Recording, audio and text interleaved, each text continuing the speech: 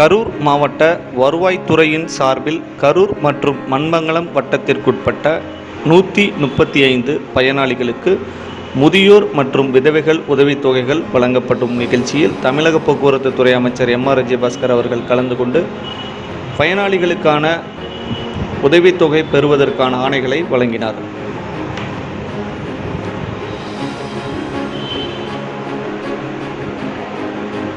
கரூரில் உள்ள தனியார் திருமண மண்டபத்தில் இன்று நடைபெற்ற நிகழ்ச்சியில் கரூர் மாவட்ட வருவாய்த்துறையின் சார்பில் கரூர் மற்றும் மண்மங்கலம் வட்டத்திற்குட்பட்ட 135 பயனாளிகளுக்கு முதியோர் மற்றும் விதவைகள் உதவித்தொகைகளுக்கான மற்றும் பல்வேறு வகையான உதவித்தொகைகளுக்கான ஆணைகளை தமிழக போக்குவரத்து துறை அமைச்சர் எம்.ஆர். விஜயபாஸ்கர் அவர்கள் இன்று வழங்கினார். இந்நிகழ்ச்சியில் மாவட்ட வருவாய்த்துறை அலுவலர் ராஜேந்திரன் மற்றும் அரசு அலுவலர்கள் பலர் கலந்து கொண்டனர். அப்பொழுது தமிழக போக்குவரத்து துறை அமைச்சர் எம்.ஆர். விஜயபாஸ்கர் அவர்கள் பேசுகையில், மறைந்த முன்னாள் முதல்வர் புரட்சித் தலைவி அம்மா அவர்களின் அரசால் கரூர் மாவட்டத்தில் இதுவரை 43,000 நபர்களுக்கு பல்வேறு வகையான மாதாந்திர உதவித்தொகைகள் பெறுவதற்கான ஆணைகள் வழங்கப்பட்டுள்ளது என்பது குறித்து தெரிவித்தார். அது பற்றிய செய்தி தொகுப்பு. புரட்சித் தலைவி அம்மா அவர்கள் கடந்த 9 ஆண்டுகளுக்கு முன்னர் தேர்தலை சந்திக்கும் பொழுது கொடுத்த வாக்குறுதி, நான் ஆட்சிக்கு வந்தால் முதியோர் உதவித்தொகை 500 1000 உயர்த்தி வழங்கப்படும் என்று தேர்தல் வாக்குறுதியை கொடுத்தார்கள். அதே போல ஆட்சிக்கு வந்தால் மாதந்தோறும் அனைத்து குடும்ப அட்டைகளுக்கும் 20 ரூபாய் விலையில் அரிசி வழங்கப்படும் என்று சொன்ன தங்கத்தலைவி புரட்சித் தலைவி அம்மா அவர்கள் தமிழகத்தினுடைய முதலமைச்சராக பொறுப்பேற்ற உடனேயே முதல் கையெழுத்து மாதம் 20 ரூபாய் விலையில் அரிசி வழங்குகின்ற திட்டம். இந்தியாவில் எந்த மாநிலத்திலும் இல்லாத வகையில் மாதம் சுமார் 1,80,00,000 குடும்ப அட்டைகளுக்கு 20 ரூபாய் விலையில் அரிசி வழங்குகின்ற திட்டத்திற்கு முதல் கையெழுத்திட்டார். தமிழகத்தில் யாரும் பசியோடு இருக்கக்கூடாது, ஏழை எளிய மக்களுக்கு உணவளிக்க வேண்டும் என்ற அந்த அற்புதமான திட்டம். ஆனால் மத்திய அரசு இப்பொழுதுதான் உணவு பாதுகாப்பு திட்டத்தை கொண்டு வந்து ஒவ்வொருவருக்கும் 5 கிலோ உணவுப் பொருள் உறுதிப்படுத்தப்பட வேண்டும் என்று சொல்லி மத்திய அரசு அந்த திட்டத்தை இப்பொழுதுதான் செயல்படுத்தி இருக்கிறார்கள்.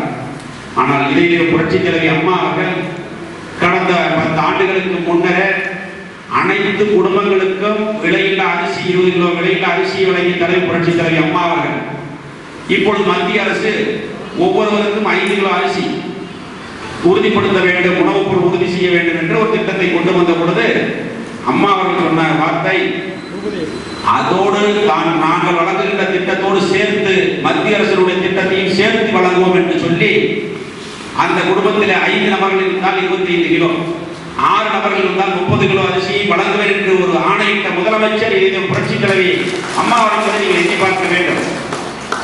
அது மட்டுமல்ல, முதியோர் உதவித்தொகை என்பது 50,000க்கு மிகாமல் தான் சொத்து இருக்க வேண்டும், அவருடைய ப்ராப்பர்ட்டி இருக்க வேண்டும், ஆண் வாரிசுகள் இருந்தால் அவர்களுக்கு வழங்க முடியாது என்ற ஒரு நிலையெல்லாம் இருந்தது. 500 ரூபாய் கொடுத்தார்கள்.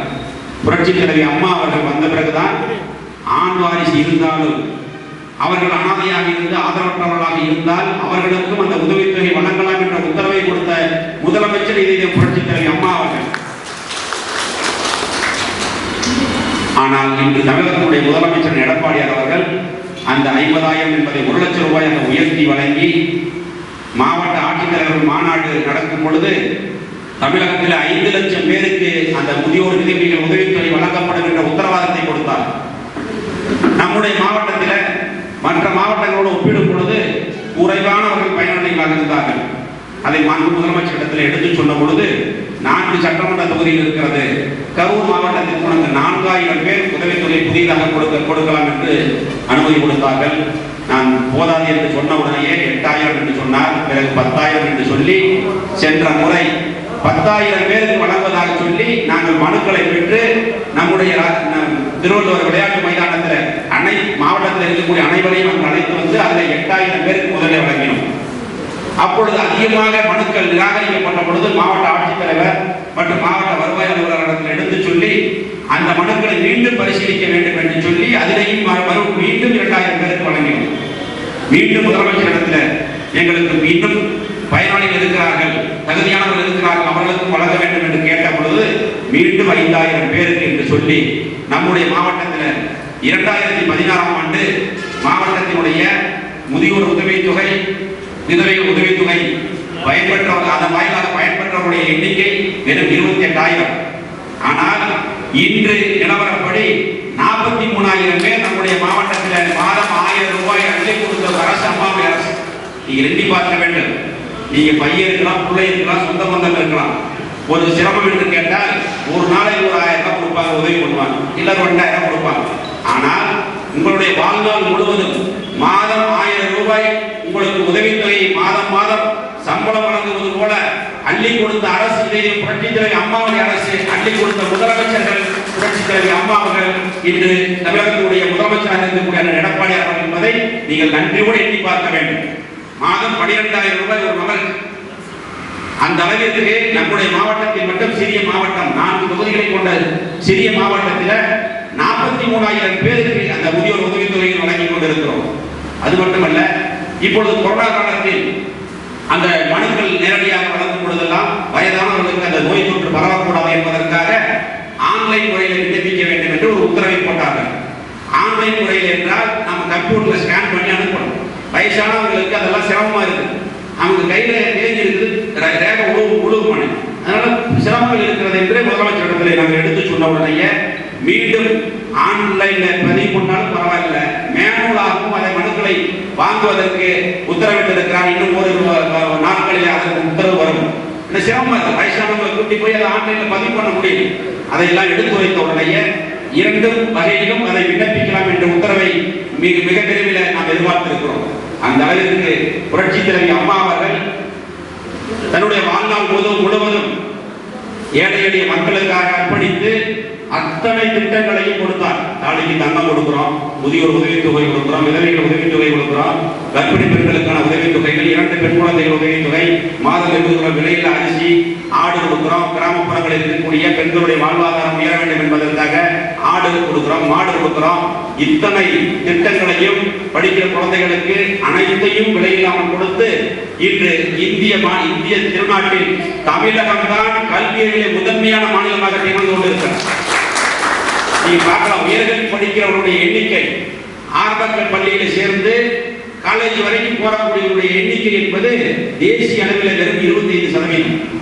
ஆனால் நம்முடைய அம்மாவுடைய ஆட்சி நடைபெறக்கூடிய தமிழகத்தில் 49% மாணவர்கள் உயர்கல்வி வரை பயில்கிறார்கள் என்று சொன்னால் நீங்கள் எண்ணி பார்க்க வேண்டும். அந்த அளவிற்கு 2 மடங்கு, தேசிய அளவில் ஒப்பிடும் பொழுது 2 மடங்கு பேர் மாணவர்கள் உயர்கல்வி பயில்கிறார்கள். அந்த அளவிற்கு எல்லா துறைகளிலும் முதன்மையான மாநிலமாக தமிழகத்தை உருவாக்கிய இதை புரட்சித் தலைவி அம்மா அவர்கள் நம்மை விட்டு மறைந்தாலும் அம்மாவுடைய ஆட்சியையும் அம்மாவுடைய திட்டங்களையும் தமிழகத்தில் தொடர்ந்து எடப்பாடி அவர்கள் செயல்படுத்திக் கொண்டிருக்கிறார். அதே போல விவசாயத்துறையில் விவசாயிகளுக்கு எண்ணற்ற திட்டங்களை கொடுத்து விவசாய உணவு உற்பத்தியிலே தொடர்ந்து 5 ஆண்டுகள் மத்திய அரசு கொடுக்கக்கூடிய கிறிஸ்டிகமான் விருதுகளை 5 முறை பெற்ற மாநிலம் இதை புரட்சித் தலைவி அம்மாவுடைய அரசு ஆளுநர் தமிழகம் என்பதை நாம் எண்ணி பார்க்க வேண்டும். அந்த அளவிற்கான திட்டங்களை கொடுத்துக் கொண்டிருக்கிறோம். இன்னும் மனுக்கள் பெற்று தகுதியானவர்கள் இருந்தால் அவர்களுடைய மனுக்களை பெற்று முதலமைச்சருடைய அனுமதியை பெற்று அவர்களுக்கும் அந்த உதவித்தொகை பெற்றுக் கொடுக்கப்படும் என்பதை நேரத்தில் கூட தெரிவித்துக் கொள்கிறேன். இன்றைக்கு மாவட்டம் முழுவதும் சுமார் 350 நபர்களுக்கு வழங்குகிறோம். நம்முடைய கரூர் தொகுதியில 135 நபர்களுக்கு இந்த முதியோர் உதவித்தொகையை வழங்குகின்ற இந்த நிகழ்ச்சியில கலந்து கொண்டு சிறப்பித்துக் கொண்டிருக்கக்கூடிய அனைவருக்கும் பயனாளிகளுக்கும் மீண்டும் ஒருமுறை நன்றி கூறி நீங்கள் அம்மாவுடைய அரசுக்கும் மாண்பு தமிழகத்துடைய முதலமைச்சர் எடப்பாடி அவர்களுக்கும் விசுவாசமாக இருக்க வேண்டும் என்ற அன்பான ஒரு வேண்டுகோளை வைத்து நன்றி கூறி விடைபெறுகிறேன். நன்றி, வணக்கம்.